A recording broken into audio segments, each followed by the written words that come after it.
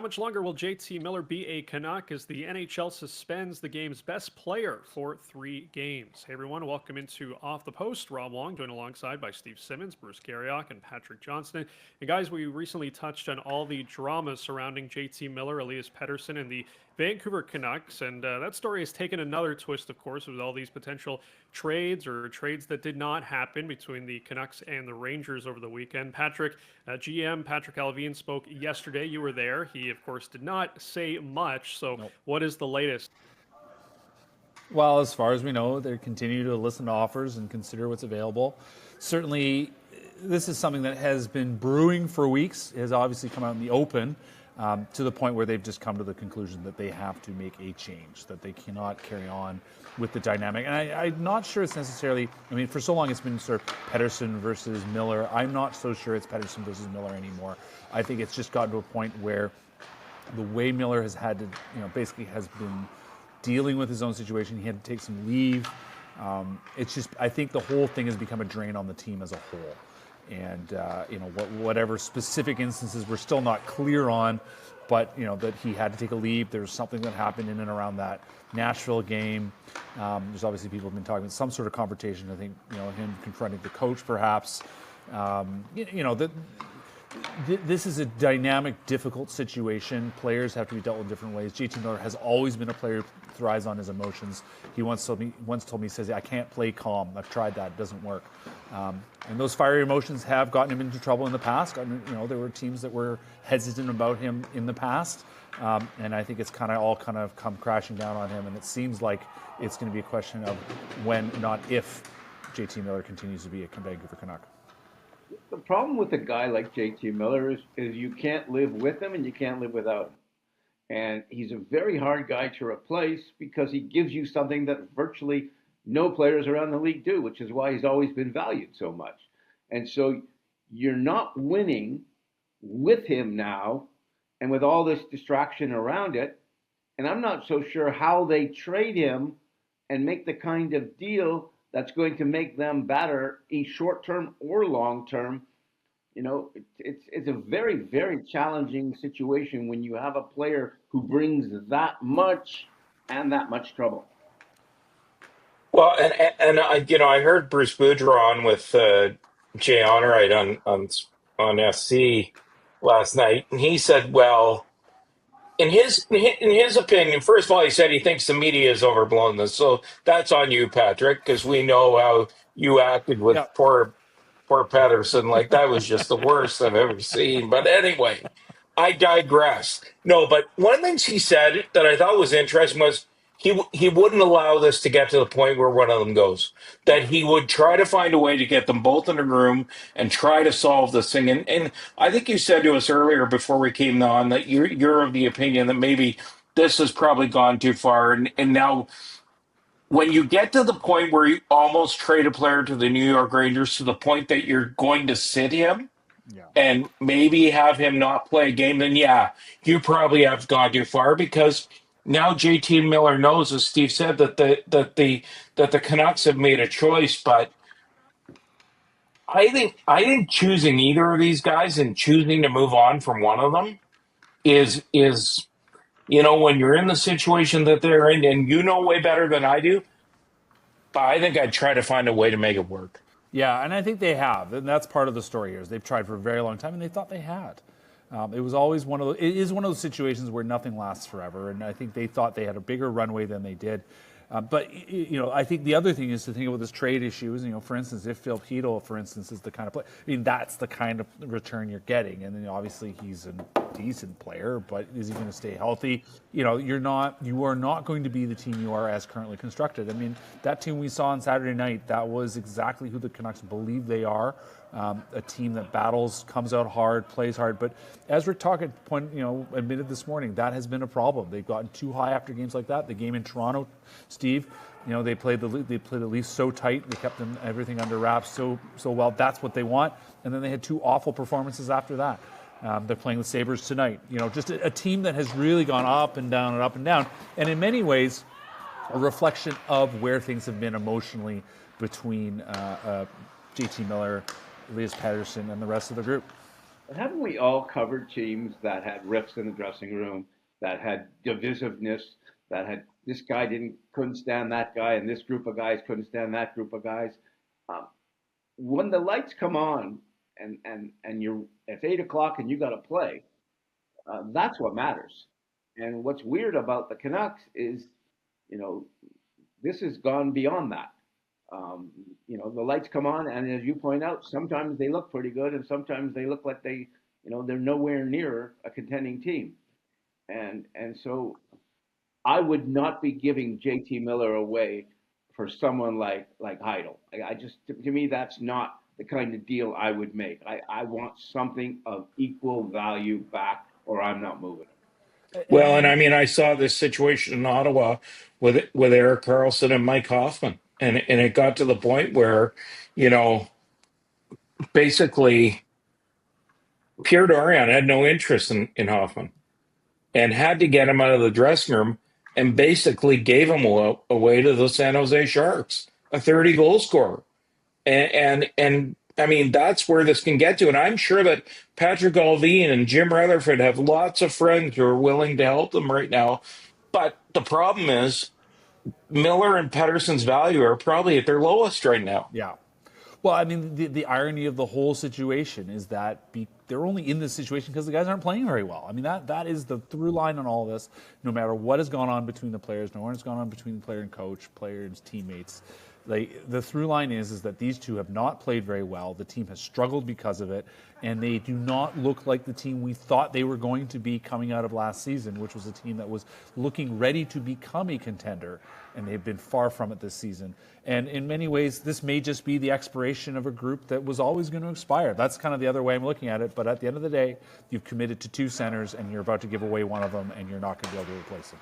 And they've not played very well where their number one defenseman and I believe captain is having an exceptional year. Yeah.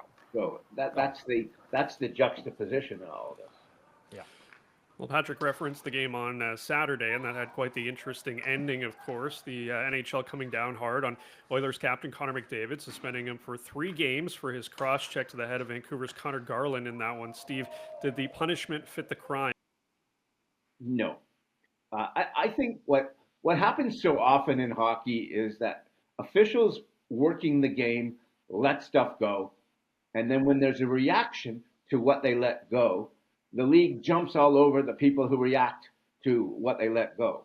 And that's what happened here.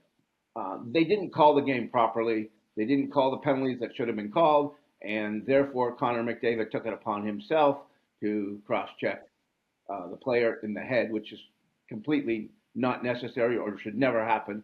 But every once in a while, you got to say, hey, they're not looking out for me. I got to look out for – there's no Dave Semenko on my wing here. And there's nobody doing, what Semenko did for Gretzky for McDavid right now.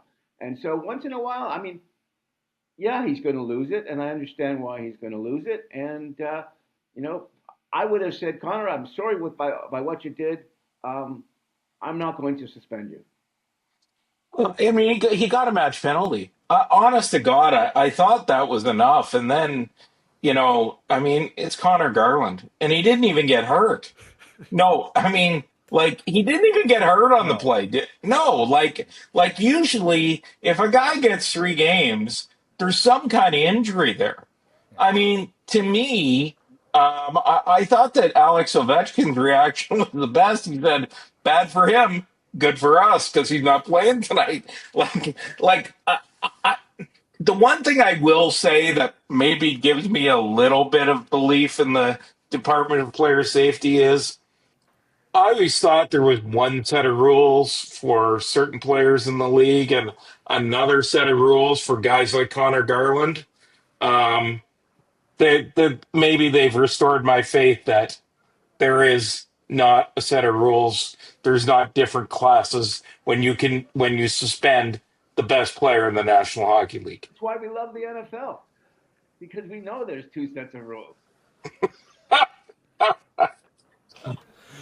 In the end, it's 2 players got cross-checked in the head. I didn't think they should get punished. I figured because the match penalties were with 2 seconds left, they might get a game just for the sake of getting a game. Because, of course, who doesn't watch the rematch on Thursday?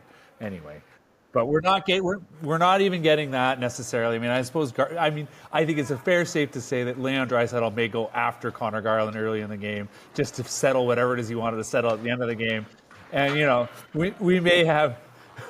Tyler Myers is going to have to wait for his moment, I suppose. But I don't think Evan Bouchard is going to be quick to get him in the head. Although Bouchard took quite the game because he also got slashed in the head by keeper Sherwood on a late hit. His face is looking none too well. I wish I was there on Thursday just to see what he looks like. But anyway, you know what? Yeah. Garland? Oh, yeah, we asked him today. We asked him today, what do you think? Goes well, 3 games each way. Yeah, all evens out lucky there, me. in the end for these guys. Lastly, quickly, Colorado's Cale Makar becoming the 5th fastest defenseman since 1943-44 to reach the 100 career goal mark. Bruce's head coach Jared Bednar says, "We are watching one of the best D-men ever." Makar's done a lot so far in his career, that is undeniable, but can he already be considered an all-time great at the age of 26? Well, I think he's got a little bit of way to go. I mean, he still ranks 135th in scoring all time.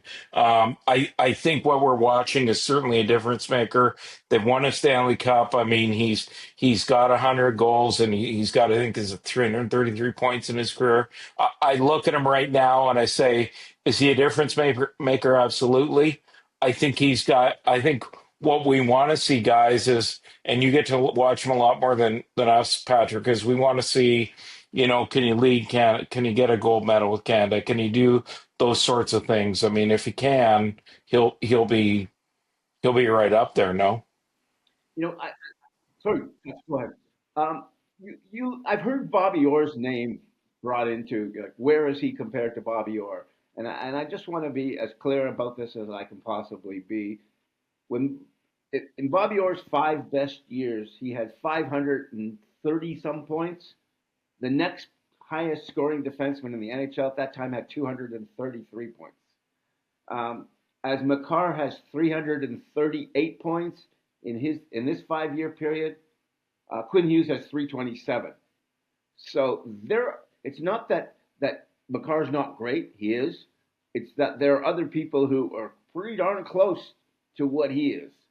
And Roman Yossi's points aren't that much far behind Makar's as well. Or was in a stratosphere of his own.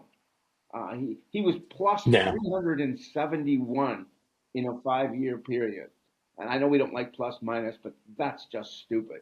But Makar is like plus 123 or 24, isn't he? Like he's up there. No, but compare 371 to 123. Yeah. 1/3. The thing that stands out for me, listen, obviously the Orr comparison is off the charts. I think that's impossible to make. But it does amaze me. You go and look at the points per game. Cale, if you look at sort of points per game among defensemen who've played sort of any amount, Cale Makar's 3rd all time. He's just behind Paul Coffey. Quinn Hughes is 6th, just behind Ray Bourque and Denny Potvin, right? Just ahead of Al McInnes. Like, what we're seeing here is and Adam Fox isn't far behind as well. We are seeing a resurgence of the puck-moving defenseman, of the kind that, let's be honest, you guys saw when you first started covering this game. You saw Coffey, you saw Bourque, you saw McInnes, you saw guys like that who could play, who could move. I think it's thrilling. It's wonderful for the game. What these guys are doing. I mean, Cale Makar is an outstanding player. The things he does, Quinn Hughes now does as well. Like the ability to skate, the ability to move the puck. It is a fantastic time to be a hockey fan, and it's because of guys like this. And what they're not getting the benefit of, be it Makar or Hughes or even Werenski this year doing the crazy things that he's doing, they're not playing with Gretzky and Messier and Anderson and Curry and all those guys at once. There may be 1 or 2 of those guys on any given team, but there's not 5 of them. Yeah. And I don't think there is anyone that was offensively, no one was better than Orr. But when you get to the second best offensive defenseman, that's where Makar might be. Yeah. And I'll put him ahead of. I saw Coffey at his absolute best, and I've seen Makar at his absolute best. I think Makar's better. But it's a different game, and it's a different time, and certainly it's a different team. But he's not surrounded. Gretzky and Yzerman, yeah, like the list goes on. Yeah, like the centers that Coffey played with is amazing. Yeah. I mean,